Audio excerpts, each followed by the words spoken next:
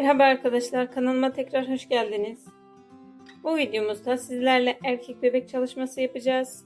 Erkek bebek yapmam konusunda çok talep geldi. Ben de erkek bebeği yaptım sizler için. Bebeğimiz tamamen arkadaşlar tulumu, tişörtü, ayakkabıları çıkabiliyor. Bebeğimde genel olarak hep aynı markayı kullandım. Sadece saçlarında Bonbon Lüks kullandım. Normal örgü ipi kullandım arkadaşlar. Onun dışında ten rengi, tişörtü, şortu, ayakkabıları, çorap rengi hepsi aynı marka. Kartopu Baby One arkadaşlar. Yani siz aynı marka ipi de kullanmayabilirsiniz ama tulumda, tişörtte örerken sıkıntı yaşamamak için vücutta hangi ipi kullandıysanız diğer malzemelerde de aynı rengi, aynı markayı kullanırsanız daha iyi sonuç alırsınız arkadaşlar. Benim kullandığım ipimin markası Kartopu Baby One. Gözleri de 10-11 milim kullanabilirsiniz. Tığ olarak da arkadaşlar ben 2 numara tığ kullandım. Yani 1.75 milim oluyor. 1.75 milim 2 numara tığ kullandım. Bebeğimiz bu şekilde arkadaşlar. İlk olarak ayaklarından başlayacağız ve bacağını öreceğiz. Daha sonra da diğer parçalarıyla devam edeceğiz. Bebeğimin ayaklarıyla devam ediyorum arkadaşlar. Beyaz ipimle devam ediyorum. Bu ayakta yani ayak rengi ve çorap rengi olacak. Beyaz ipimle 10 zincir çekiyorum.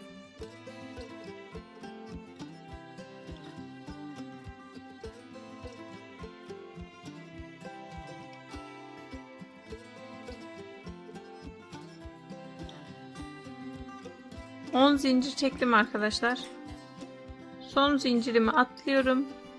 İkinci zincirimden batarak toplam 8 sık iğne örüyorum.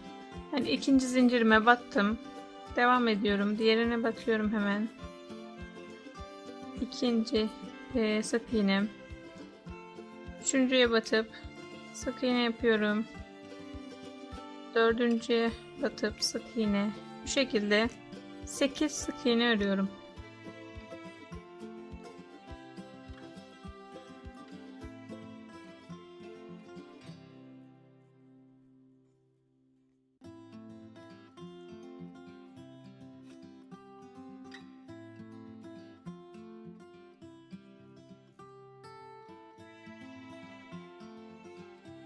Sekiz sık iğne ördüm arkadaşlar. Son sık iğne zincirim kaldı burada. Son zincirimin içine aynı yere 3 tane sık iğne yapıyorum. İlk sık iğnemi yaptım. Aynı yere batıyorum. İkinci sık iğnemi yapıyorum. Aynı yere batıp 3 tane sık iğne yaptım. Devam ediyorum. Şimdi bir sonraki zincirimden devam ederek toplam 7 sık iğne örüyorum.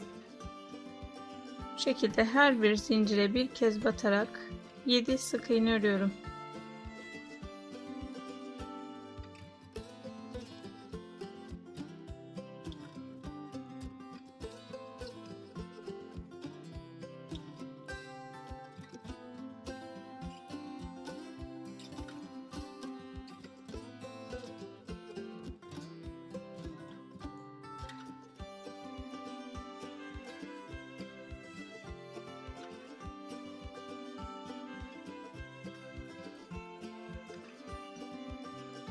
Yedi sık iğne ördüm arkadaşlar. Burada son sık iğnem kaldı. Buraya da 2 kez batarak bir tane arttırma yapıyorum. Yani 8. sık iğnemi battım. Tekrar aynı yere batıyorum ve bir arttırma yapıyorum. Bu şekilde ilk sıramı tamamlamış oldum. İkinci sıraya geçiyorum arkadaşlar. İlmek kaydırma yapmayacağım ben. Daha sonra bacağı örerken birleştirme yeri belli olmasın diye direkt devam ediyorum hemen batarak. Bir sonraki sık iğneme batarak ikinci sırama geçiyorum. Bu sırada da bir tane arttırma yapıyorum. ilk sık iğnemi battım. Aynı yere bir kez daha batıyorum ve bir arttırma yapıyorum. Şimdi 7 sık iğne örüyorum arkadaşlar. Her bir sık iğneye bir kez batarak 7 sık iğne örüyorum.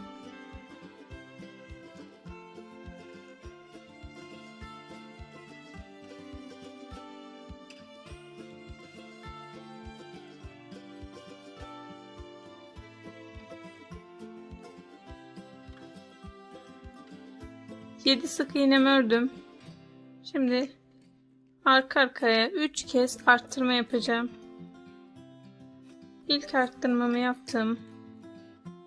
Bir sonraki sık iğneme çift batarak ikinci arttırmamı yapıyorum. Bir sonrakine çift batarak üçüncü arttırmamı yapıyorum. Arka arkaya 3 kez arttırma yaptım. Şimdi 7 sık iğne örüyorum arkadaşlar yine. Her bir ilmeğe bir kez batarak 7 sık iğne örüyorum.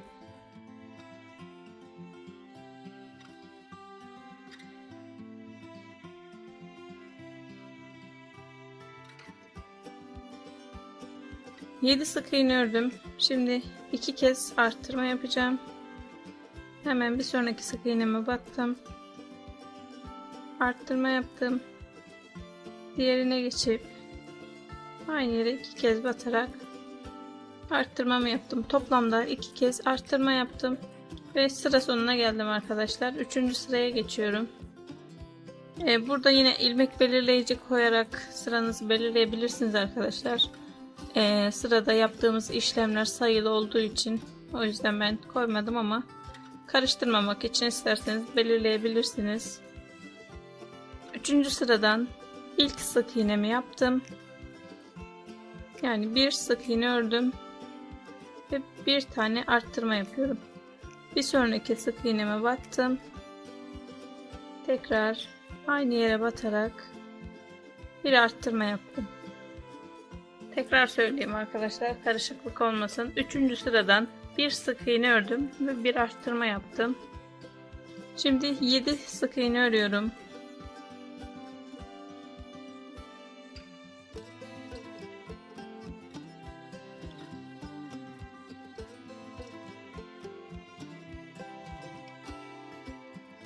Yedi sık iğne ördüm arkadaşlar. Şimdi 3 kez bir sık iğne bir arttırma yapacağız. Yani 7 sık iğnemi ördüm. Tekrar bir sık iğne yapıyorum ve bir arttırma yapıyorum. İkinci kez bir sık iğne örüyorum. Bir arttırma yapıyorum. Ve üçüncü kez bir sık iğne ve bir arttırma. Toplamda 3 kez bir sık iğne bir arttırma yaptım. Şimdi yine 7 sık iğne örüyorum.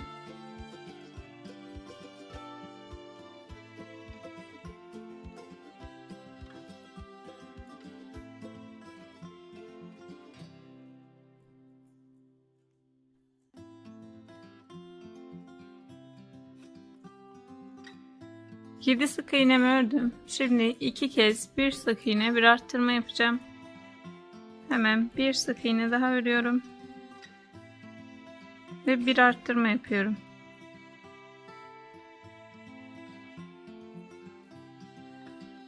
Tekrar bir sık iğne örüyorum. Ve bir arttırma yapıyorum. Toplam 2 kez bir sık iğne bir arttırma yaptım. Sıra sonuna geldim arkadaşlar. Sıra sonunda toplam 32 sık iğnem oldu. Birinci sırada 20 sık iğnemiz olması gerekiyor. İkinci sırada 26 sık iğnemiz olması gerekiyor. Ve üçüncü sırada da toplam 32 sık iğnemiz olması gerekiyor arkadaşlar. Dördüncü sıraya geçiyorum. Hemen dördüncü sırada 2 sık iğne örüyorum. Ve bir arttırma yapıyorum.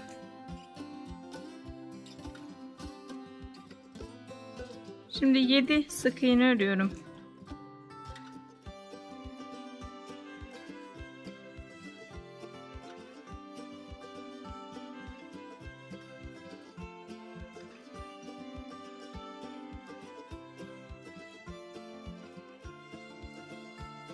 Yedi sık iğne ördüm. Şimdi 3 kez 2 sık iğne bir arttırma yapacağız. 2 sık iğne örüyorum ve bir arttırma yapıyorum. İkinci kez 2 sık iğne örüyorum, bir arttırma yapıyorum.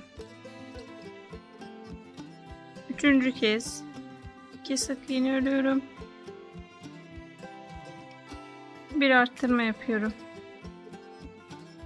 Toplam 3 kez 2 sık iğne bir arttırma yaptım. Şimdi tekrar 7 sık iğne örüyorum.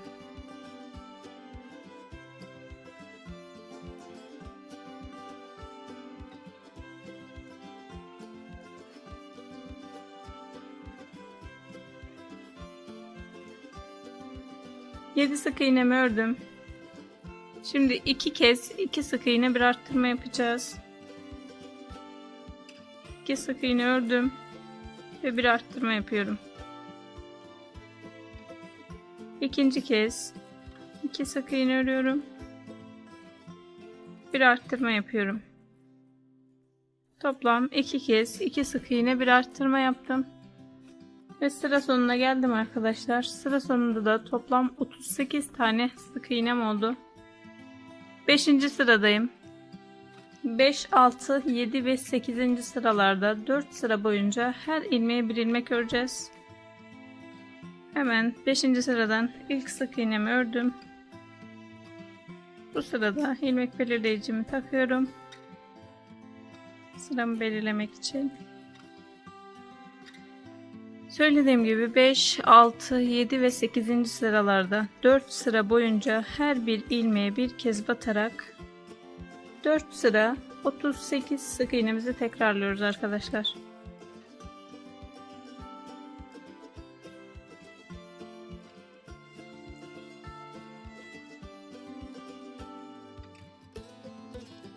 Dört sıra her ilmeğe bir ilmek ördüm arkadaşlar. 9. sıradayım.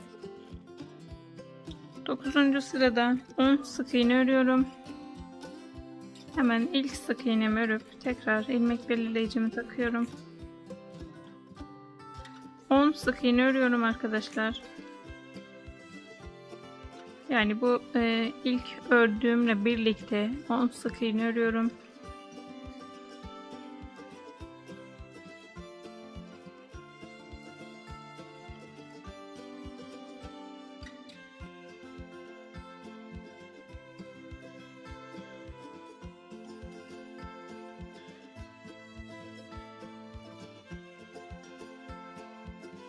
Sık iğne ördüm arkadaşlar. Şimdi 6 kez bir sık iğne bir azaltma yapacağım. 10 sık iğnemi ördüm. Bir azaltma yapıyorum. Ve bir sık iğne yapıyorum. İkinci kez bir azaltma yapıyorum. Ve bir sık iğne yapıyorum. Üçüncü kez bir azaltma, bir sık iğne. Dördüncü kez azaltma ve bir sık iğne. Beşinci kez bir azaltma, bir sık iğne. Altıncı kez bir azaltma ve bir sık iğne yaptım. Toplamda 6 kez bir sık iğne bir azaltma yaptım. Şimdi 10 sık iğne örüyorum arkadaşlar. Sıra sonuna gelene kadar burada kalan sık iğnelerimi örüyorum.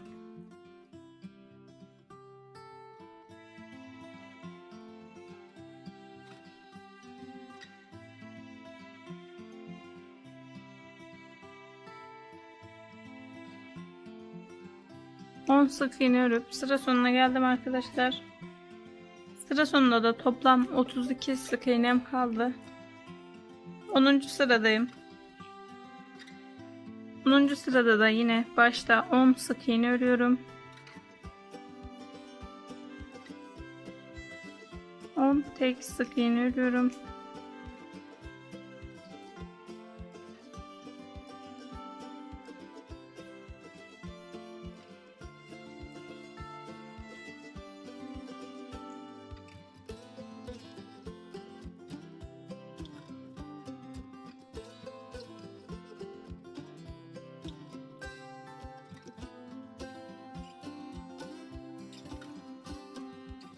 10 sık iğne ördüm arkadaşlar. Şimdi 6 kez azaltma yapacağım. Yani tek sık iğne örmeden arka arkaya 6 azaltma yapacağız. Hemen ilk azaltmamı yapıyorum.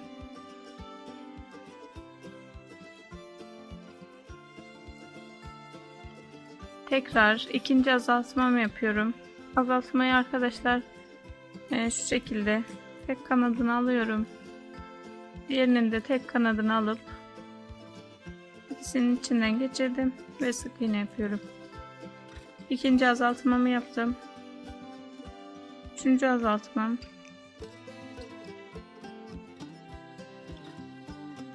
Dördüncü azaltmam.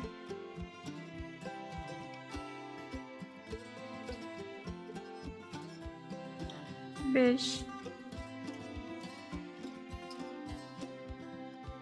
ve 6. Toplamda 6 kez azaltma yaptım arkadaşlar. Şimdi burada kalan sık iğnelerimi örüyorum.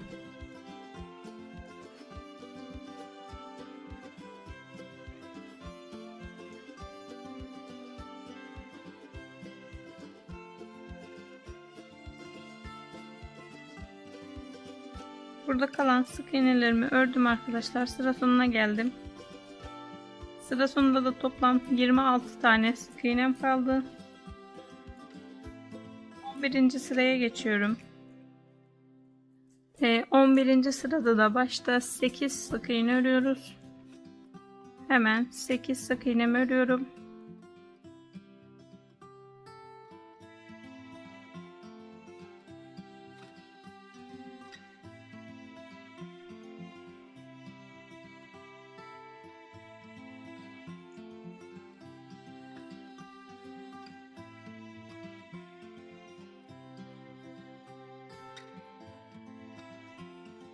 Sekiz sık iğne ördüm arkadaşlar. Şimdi yine aynı şekilde 6 kez azaltma yapacağım.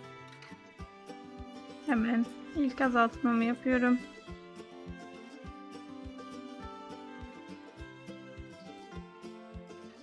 Birinci azaltmamı yaptım. İkinci azaltmamı yapıyorum.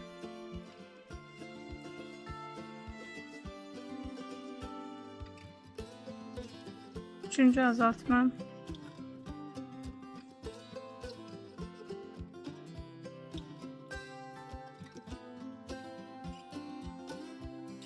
Dört.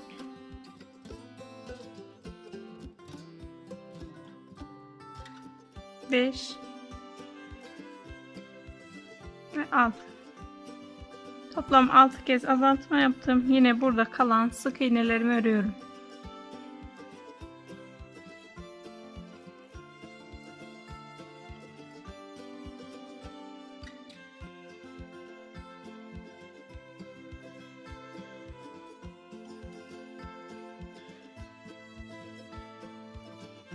Kalan sık iğnelerimi ördüm arkadaşlar. Sıra sonuna geldim. Sıra sonunda toplam 20 sık iğnem kaldı.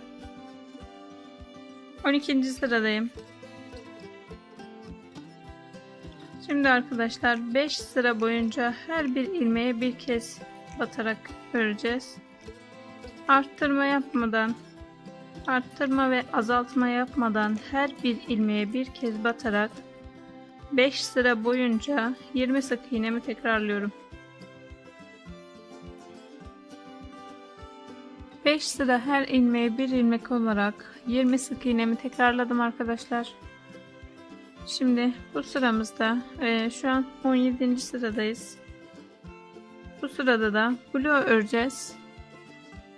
Blue'yu da şu şekilde arkadaşlar. İlmeğimin arka kanadını alıyorum. Şöyle normalde yani şu şekilde alıyoruz. Blue yaparken ortadan batırıyorum. Ve arka kanadını alıyorum. Sık iğne yapıyorum. Tekrar aynı şekilde arka kanadını alarak örüyorum. Burada bir çizgi oluşturuyoruz arkadaşlar. Bu sıramızda da bu şekilde 20 kez blue yapacağız. İlmeklerimin arka kanadını alarak 20 sık iğnemi örüyorum.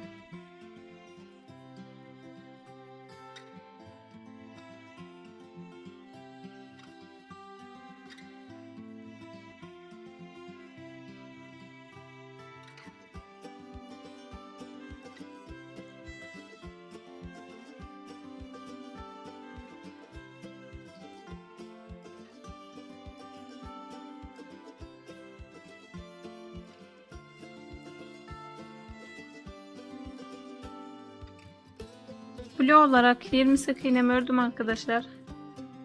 Şu şekilde son sık iğnemi aldım, örmedim. Tekrar göstereyim. Son sık iğnemi yine blue şekilde alıyorum.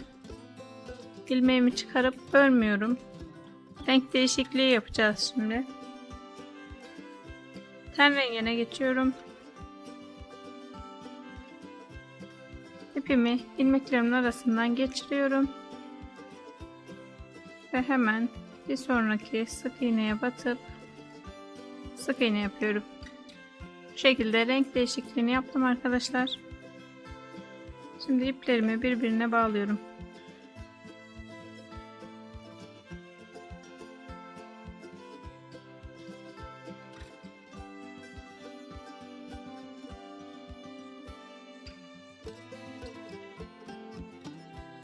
İplerimi bağladım arkadaşlar. Şimdi bu blue yaptığımız yere bebeğimizin çorabının uç kısmını yapacağız. Fırfırını yapacağız yani. Hemen şuradan batırıyorum. Direkt ilmek kaydırma yaptığım yerin altından, yani burada blue yaparken çizgi oluşturmuştuk. Hemen onun ilk sırasının altından batırıyorum. Beyaz ipimi koparmadım. Buradan tığımla alıp dışarıya çıkarıyorum.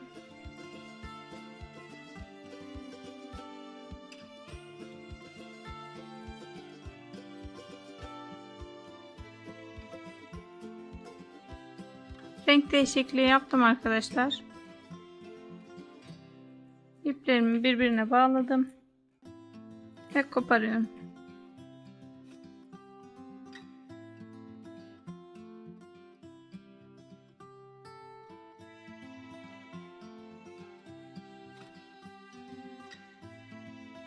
Şimdi arkadaşlar bu blue yaptığımız yere bebeğimizin çorabının fırfırını yapacağız. Bunun için hemen ilk yaptığım blue'dan, yani blue yaptık, diğer tarafta çizgi kaldı. Bu çizgiye flö diyoruz biz. Onun hemen ilk dışarıda kalan ilmeğinden geçirdim. Tığımı, ipimi buradan içeriye alıyorum.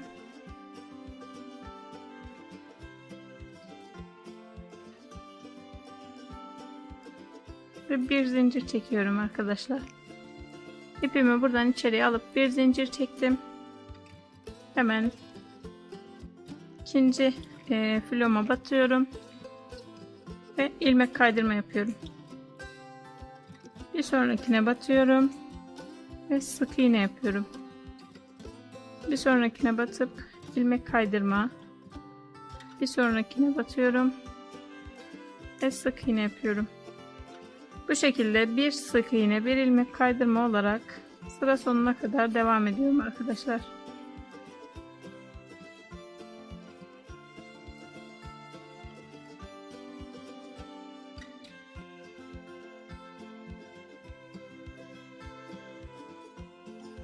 Bir sık iğne, bir ilmek kaydırma olarak sırayı tamamladım arkadaşlar. İçini doldurdum ben. Çünkü sonra doldurmakta sıkıntı yaşayabiliriz. O yüzden içini doldurdum. Şimdi bu ipleri burada nasıl kaybettiğimi göstereceğim. Son floya da battım. Şimdi ilk battığım yere tekrar batıyorum. İlmek kaydırma yapıyorum. Ve ipimi koparıyorum.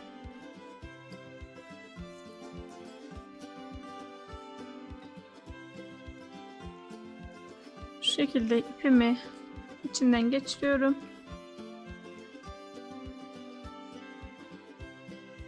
Arkadan tığımı batırıyorum. Aynı iplerimin olduğu yerden çıkarıyorum. Şimdi iplerimi buradan içeriye çekiyorum.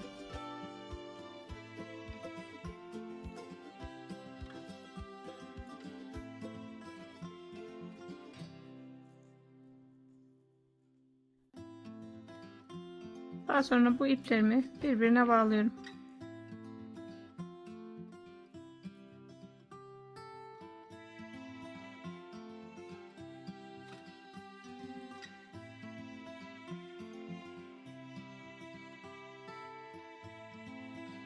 bebeğimin çorabının fırfırını da yaptım arkadaşlar. Şimdi ten rengi iple devam ediyorum. Hemen şurada zaten sık iğnelerimiz belli. Fırfırın hemen altından şöyle sık iğnelere batarak devam ediyorum. Şimdi arkadaşlar ten rengi ipimizle de toplam 25 sıra boyunca her ilmeğe bir ilmek öreceğiz. Bu şekilde hiç arttırma azaltma yapmadan her bir ilmeğe bir kez batarak 25 sıra örüyoruz.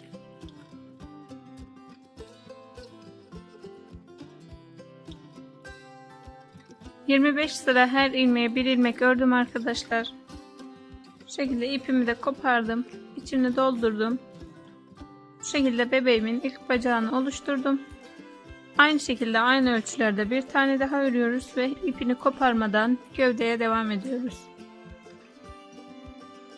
Bu videomuzda bebeğimizin bacağını ördük arkadaşlar. Bir sonraki videoda da birleştirmesini yapıp gövdeden devam edeceğiz. Bir sonraki videoda görüşmek üzere. Hoşça kalın.